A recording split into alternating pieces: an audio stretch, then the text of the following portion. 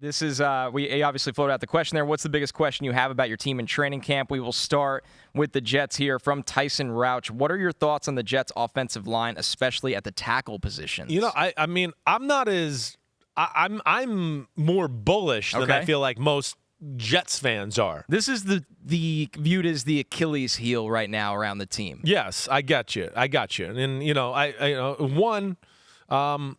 think this Jets healthy offensive line is, I think, got some potential to be pretty damn good. Now, it's just the if and will they stay healthy.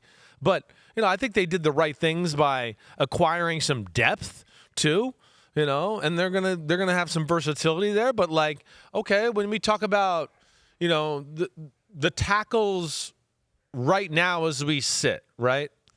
You know, first off, Mekhi Becton, we'll see where that goes, how that goes. If he can be healthy, he can be dominant and be one of the best tackles in football. He's practicing on a pitch count, but practicing. Yeah, so I'm hopeful. And, you know, I said in the spring, and he's been working out at a place where the Simms have worked out for a long time, and my dad and brother have just sweared about how great he looks and how he's ready to go. I mean, Dwayne Brown certainly is still no slouch. He's not what he was a few years ago. Max Mitchell's damn good. Okay, so you got him.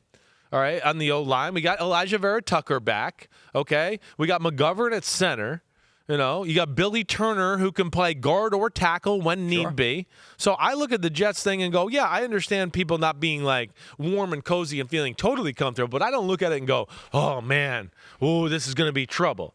You know, hopefully they can stay healthy. If they're healthy, I think it's unit's plenty good. And it'll be interesting to see what their second-round pick, Joe Tippmann, can do. Yeah, if he can win the job. Yes. Like you said, McGovern's back. It's going to be fascinating. I forgot about Tippmann. If they try, McGovern at guard, or if they flip Tippmann around. Do you feel as good about them as I do, or I do. If once again that giant health question. Yeah, it is. I know. It also is interesting how they're going to line up. It almost feels like they want Dwayne Brown to be their left tackle when he's healthy. And then to your point, they love Max Mitchell. I know. So Becton might be the swing tackle out of the gate. Maybe. And it could be a ramp-up thing, too. Right. You know, when they brought him back, he missed the whole 2021 season. They brought him back last summer. They threw him into the fire, and he got hurt again. So maybe it's we need to really slow play this and not just – and we're going to have an injury at some point, so he's going to be out there.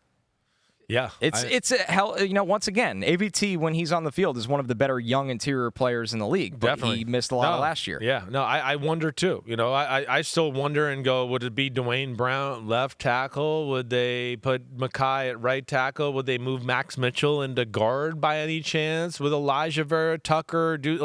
I would think they're going to play around with this to their best ability to get the best five on the field. But again, Jets fans who are always looking for the roof to fall on top of their head, I don't, because it always does. I guess it does. A lot of the time it does. But yeah, I just, again, I don't have the concerns maybe they do quite to that extent. Our last Jets question is from Coach Neophyte.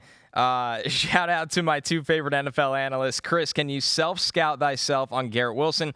What did you see in his first year that made you change your opinion of him? Love the pod. Yeah, I think, one, I liked him coming out of college. I just wasn't as blown away by him as everybody else, and that was a pretty damn good receiving class that he came out in there. But, yeah, I can sit here legitimately and tell you I was wrong. I was. I think the route running's probably better than I gave it credit for, right? And just the pure explosive ability I think is probably better than I gave it credit for, right? I think those are the two things that I look at. But the route running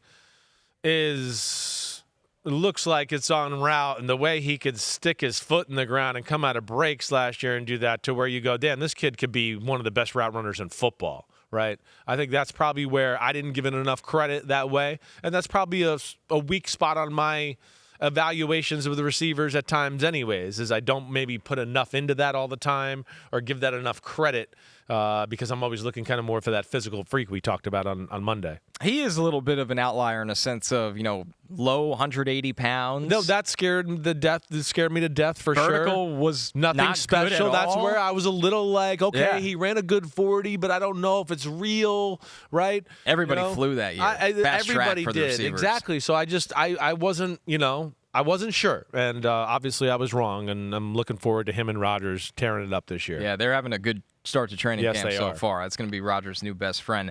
Yo, thanks for watching, homies. I appreciate it as always. The NFL season is right around the corner, so now it's your turn to hit subscribe to Chris Simms Unbuttoned. If you want to get all the training camp battles, preseason film review, playoff predictions, and much, much more, you know where to find it. It's right here, Chris Simms Unbuttoned. Please subscribe. Thanks again for watching. Peace out, homies. See you soon.